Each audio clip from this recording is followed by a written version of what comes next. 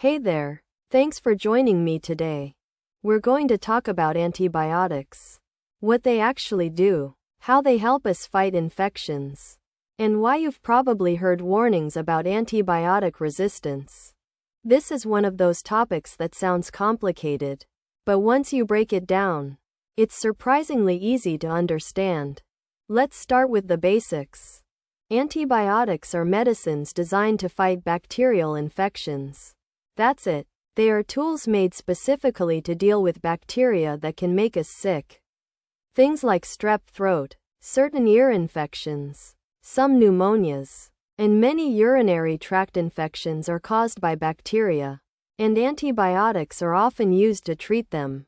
Here's the key idea. Antibiotics work by targeting features that bacteria have, but human cells do not.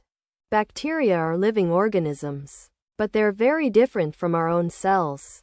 They have cell walls, they reproduce in a specific way, and they rely on certain internal machinery to survive. Antibiotics are designed to interfere with those processes.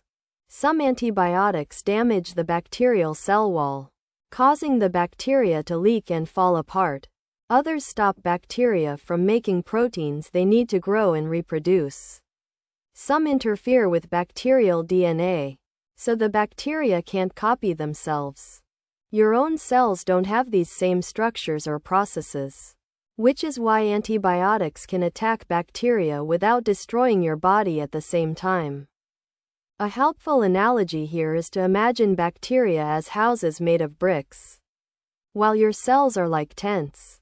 An antibiotic that targets brick walls will destroy the houses but leave the tents untouched. Now, when you take an antibiotic, it doesn't instantly wipe out all bacteria. Instead, it reduces the bacterial population enough for your immune system to finish the job. Your immune system then clears out the remaining bacteria and helps you recover.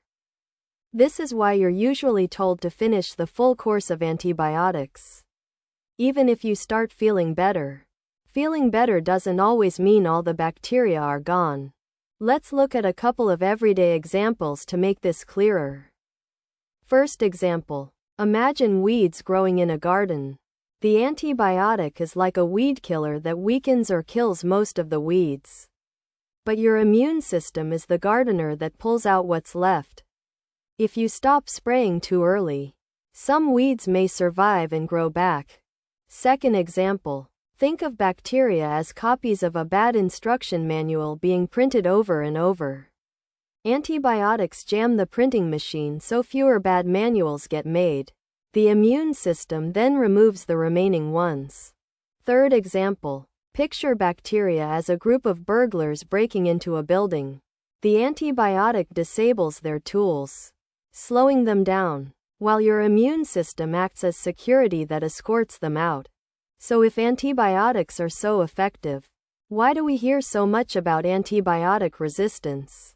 Antibiotic resistance happens when bacteria change in ways that make antibiotics less effective or even useless against them. Bacteria reproduce very quickly, and when they reproduce, tiny random changes can happen. Most of the time, those changes don't matter, but occasionally, a bacterium develops a change that helps it survive an antibiotic. When antibiotics are used, the most vulnerable bacteria die first, but if a few resistant bacteria survive, they can multiply and become the dominant strain. Over time, the antibiotic that once worked no longer does. This is natural selection in action. Here's another analogy. Imagine trying to kill ants with a spray. Most ants die, but a few happen to survive because they were slightly different. Those survivors reproduce, and now you have a colony that the spray no longer affects. Resistance becomes a bigger problem when antibiotics are used too often or incorrectly. For example, taking antibiotics when you don't actually need them, like for viral infections such as colds or the flu, exposes bacteria to antibiotics unnecessarily. This gives bacteria more chances to adapt. Another issue is not finishing the prescribed course. Stopping early may leave behind the strongest bacteria, which are more likely to be resistant. Using antibiotics in large amounts in farming has also contributed, because it increases exposure across huge bacterial populations.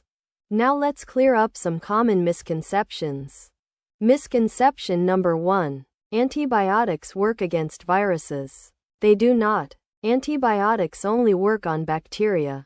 Viruses are completely different and require different treatments. Misconception number 2. Your body becomes resistant to antibiotics. It's not your body, it's the bacteria. The bacteria evolve, not you. Misconception number 3. Stronger antibiotics are always better.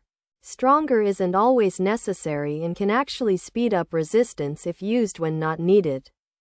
So what can you do as an individual? Use antibiotics only when prescribed by a qualified healthcare professional. Take them exactly as directed. Don't save leftovers for later. And don't share them with others. Antibiotics are one of the most powerful tools in modern medicine. They've saved millions of lives. But like any powerful tool, they need to be used carefully. Let's do a quick recap. Antibiotics work by targeting features unique to bacteria. They weaken or kill bacteria so your immune system can clear the infection. Resistance happens because bacteria evolve, especially when antibiotics are overused or misused. Understanding how antibiotics work helps us use them wisely, so they remain effective for the future.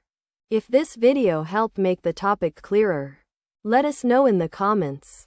And if you enjoy simple, easy to follow explanations, subscribe and turn on notifications.